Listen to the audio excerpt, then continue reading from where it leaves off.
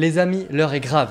Elle est très grave. Vous l'avez peut-être vu passer la semaine dernière, Adobe a créé une version bêta du logiciel Photoshop permettant de générer tout ce qu'on veut ou presque directement sur le logiciel. En gros, tu sélectionnes un endroit, tu lui dis rajoute tel élément et bam, il te fait plusieurs propositions. Le truc c'est que maintenant les IA se multiplient depuis l'arrivée de ChatGPT, donc nous on a le droit de se demander si dans les cas les plus pessimistes, le graphisme ou n'importe quel domaine artistique est voué à disparaître ou dans les cas les plus optimistes, comment s'en servir pour progresser. Et d'ailleurs, je rappelle que ce que je vais dire, ce n'est que mon avis.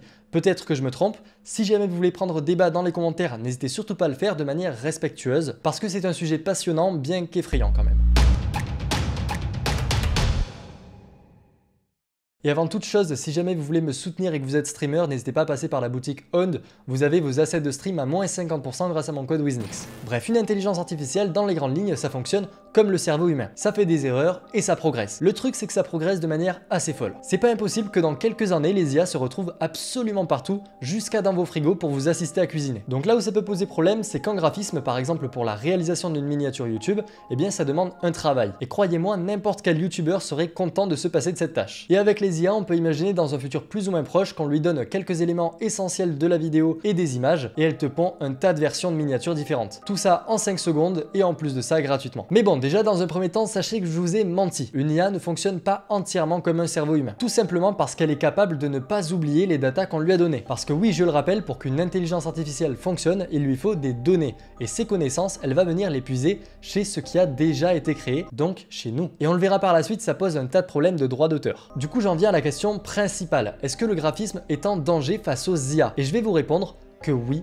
Et non. Oui, parce que les IA seront forcément utilisées par un tas de créateurs, notamment les youtubeurs. Si ça se trouve dans le futur, ils n'auront plus qu'à tourner leurs vidéos et tout ce qui est du script, du montage, la miniature, le titre, etc. Ça sera généré automatiquement. Ça, c'est si on se sert de manière abusive de l'IA. Et c'est là où je veux en venir. Il faut faire la distinction entre la réalisation complète d'une production et la réalisation par partie d'une production. Mais de notre côté, tout ça, je suis même pas sûr que ça arrive. Parce que les IA, si on leur dit un truc basique, elles vont nous sortir quelque chose de basique. Donc pour avoir quelque chose d'authentique, soit il vous faudra parler des heures avec l'IA pour pouvoir bien faire comprendre ce que vous voulez, soit vous faites partie du domaine du graphisme et vous lui dites exactement techniquement ce que vous voulez. Et dans ce cas-là, l'IA ne sert que d'outil à la réalisation. C'est comme un crayon pour un dessin. Donc en fait, je pense que les graphistes, à l'avenir, ils auront toujours du travail. Il y en aura moins et ça c'est sûr, puisque les clients qui n'ont pas les moyens et qui veulent faire quelque chose de plutôt simple comme la banderole de leur village ou je sais pas, par exemple une miniature très simple pour leur chaîne YouTube, là ils vont certainement utiliser les IA pour des raisons financières et aussi pour la rapidité. Donc en gros, les techniciens graphiques, ceux qui ne font qu'obéir aux demandes du client, eux sont certainement voués à disparaître. Cependant, les designers graphiques, je ne pense pas. Déjà parce que même si jamais on arrive à un point où on ne peut plus distinguer ce qui est fait par une IA ou un designer, eh bien au fond, tout le monde le sait, ça perd son âme. Dans certains jeux vidéo, il y a des hackers qui se permettent de tricher et nous on comprend pas trop pourquoi ils font ça puisque la victoire perd de sa valeur et en plus de ça, ils enlèvent le plaisir de jouer aux autres joueurs. C'est moralement moche et c'est plutôt comparable, même si en soi, le design graphique a une fonction, c'est pas juste de l'art visuel. Donc en fait, en utilisant une IA de manière abusive pour une réalisation par exemple de A à Z, au fond, on accepte que les graphistes perdent leur travail pour une réalisation qui n'a pas d'âme. Et ça, je pense que c'est un point assez important à relever parce que ça pourrait empêcher certaines personnes d'utiliser l'IA de manière abusive. Ensuite, il y a une part d'échange. Le graphiste est un être humain, donc il a une relation avec ses clients. Et je pense que juste perdre ça, certains ne le voudraient pas. D'autant plus que le graphiste peut prendre des initiatives, alors que l'IA, elle, si on lui demande rien, elle va rien faire. Dernier point, ça peut créer des problèmes de droit d'auteur,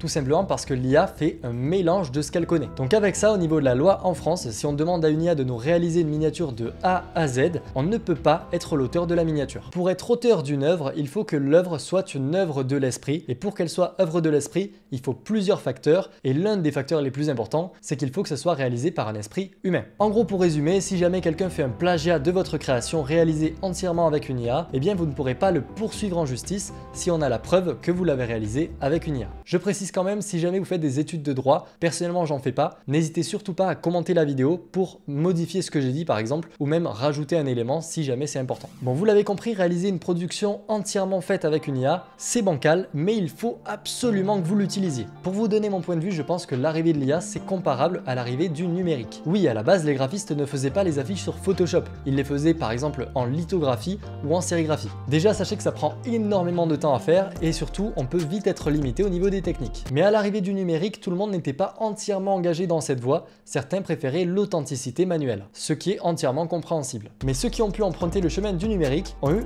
d'excellents gains par la suite, que ce soit en termes de qualité ou même de quantité. Enfin, quand je dis qualité, c'est un peu bancal parce qu'en soi la lithographie et la sérigraphie c'est magnifique, c'est juste une autre façon de créer. Ce que je veux dire par là, c'est que pour moi l'IA c'est une évolution. Et pour ce qui est de l'exemple des graphistes, on doit s'en servir comme outil de conception, et je dis bien de conception et non pas de réflexion. Donc tout le travail de composition, je mets ça à tel endroit, etc. ça c'est à vous de le faire. De toute façon, pour l'instant, l'IA dans Photoshop Beta ne pose aucun problème. Justement, il faut absolument que vous les designers, vous en serviez. Par exemple, utilisez-la pour changer des expressions faciales, pour par exemple ajouter un élément sur une composition, parce que oui, sinon il faut rajouter l'ombre, la lueur, etc. et ça prend du temps à faire. Et aussi pour vous entraîner, parce que oui, grâce à ChatGPT, vous pouvez demander des entraînements et encore bien d'autres choses pour pouvoir progresser dans le monde du graphisme. Si vous avez vu la série The Good Place, ChatGPT c'est un peu comparable à Janet. Demandez-lui par exemple un exercice de mise en situation avec un client qui demande un logo. Je suis graphiste, je souhaite développer mes compétences, donne-moi un sujet sur lequel travailler. Imagine quelque chose en rapport avec la conception d'un logo. Donc vous voyez, ChatGPT vient tout simplement de créer une sorte d'exercice